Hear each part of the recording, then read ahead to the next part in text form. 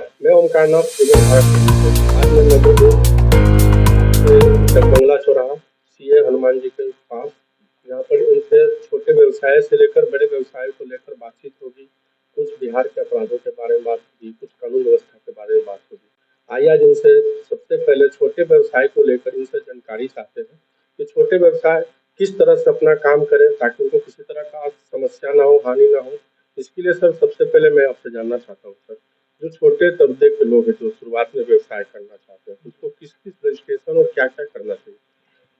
जो छोटे बिजनेसमैन है उनको अगर छोटा सा स्टार्ट करना है, सबसे पहले एक शॉप एस्टेब्लिशमेंट एक्ट का रजिस्ट्रेशन होता है। कोई छोटा सा बिजनेस है, अब वो करने के लिए तो अपना पार्टनरशिप या प्रोप्राइटरशिप या कंपनी बना करके कर सकते हैं। फिर जीएसटी का आता है, लायबिलिटी की जीएसटी का रजिस्ट्रेशन लेना है। इतना ये इनिशियल लाइसेंस लेकर के अपना स्टार्ट कर सकते हैं। बात रही फंड लेने का, तो गवर्नमेंट की तरफ से स्टार्टअप इंडिया का चल रहा है प्रोग्राम, जिसमें 10 लाख तक का फंड मिलता है। तो गवर्नमेंट की तरफ से ये इनिशिएटिव मिलता है, ऐसे करके अपना डे टू डे ग्रोथ कर सकते हैं। सर अभी वर्तमान में सारा चीज कर सकते हैं। हाँ, एमएसएमई के तहत भी कर सकते हैं। तो अब ये जो 13 बताया सर, या वो उसको लेकर क्या है, मतलब वो जरूरी है अभी के डेट में लोकल, उसको क्या करते हैं उसका बारे में?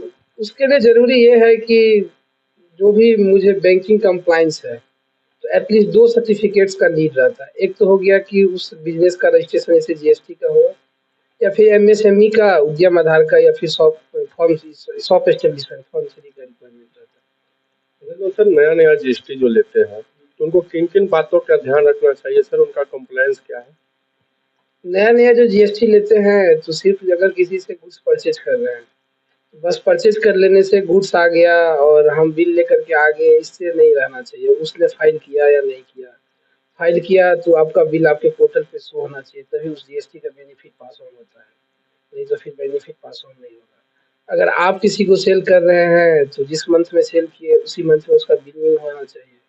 बिलिंग किसी और मंथ में कीजिएगा तो इंटरेस्ट का लायबिलिटी आएगा, फिर टाइम ऑफ सप्लाई चेंजेस हो जाएगा। सर अधिकतर लोगों को कंफ्यूजन होता है कि सर फाइन, मतलब गवर्नमेंट कितना फाइन रखी है सर अगर जीएसटी समय पर फाइल नहीं होता या रिटर्न नहीं होता तो?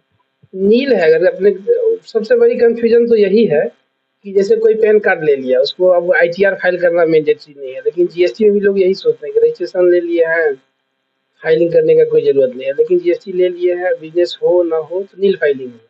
नील फाइलिंग नहीं होगा तो 10 rupees 20 rupees per day filing fees है, लेट फाइलिंग फीस, और मंथली 500 है 1 मंथ का। मैक्सिमम कितना जाता है सर? पर मतलब मंथली है 500, अगर 1 ईयर से नहीं किया है तो 6000 हो जाएगा। और ये कह रहा था सर, ये प्राइवेट लिमिटेड कंपनी के लिए जो नया स्टार्टअप की है उसके लिए कौन कौन सी कंप्लायंसेस की आवश्यकता होती है? प्राइवेट लिमिटेड कंपनी के लिए तो उसका डायरेक्टर का केवाईसी है, फिर उसका ऑडिट होगा मैंडेटरी, आईटीआर जाएगा, फिर आईओसी का कंप्लायंसेस है, यही सब है ये। उसका फी का क्या है, पेनल्टी वगैरह सर? फीस पेनल्टी तो सबका 100 रुपया पर डेज करके है, एओसी 4 एनजीटी 7 का। डायरेक्टर केवाईसी का 5000 है। सर अगर आपसे कोई फ्री ऑफ कॉस्ट सलाह लेना चाहे तो सर? फ्री ऑफ कोर्स सलाह तो हम लोग अभी देते ही हैं, ऐसा नहीं कि नहीं देते। तो कहाँ संपर्क करना होगा सर? यही मेरा ऑफिस में आ जाए, डॉक्टर चौराहा पे। सर अब आते हैं सर बिहार सरकार के अब जो विधि व्यवस्था है सर, उसके बारे में आप क्या कहना चाहिए? बिहार सरकार के विधि व्यवस्था पे तो यही कहना चाहेंगे कि डबल इंजन का सरकार बोलने के लिए है, कर कुछ नहीं रही है। आए दिन हत्या, रेप जैसी घटना पटना में आम होती जा रही है। नीट छात्रा मामले में कुछ फर्स्ट क्वेश्चन कि सर जो भी व्यवसाय कर रहे हैं या बिजनेस कर रहे हैं उसको आप किन किन बातों का ध्यान रखने को कहेंगे और क्या उनको आप जानकारी देंगे, क्या एडवाइस देना चाहेंगे जो लोगों के लिए हित के लिए अच्छा हो?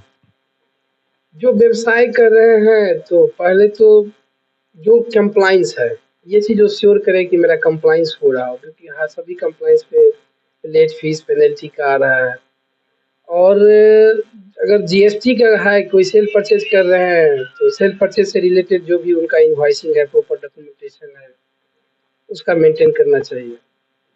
बहुत बहुत धन्यवाद सर, आपने समय दिया। आज हमारे साथ आज के चर्चित CA chartered accountant Hanuman ji से बातचीत की, जो बिजनेस के बारे सभी को रूबरू करवाए।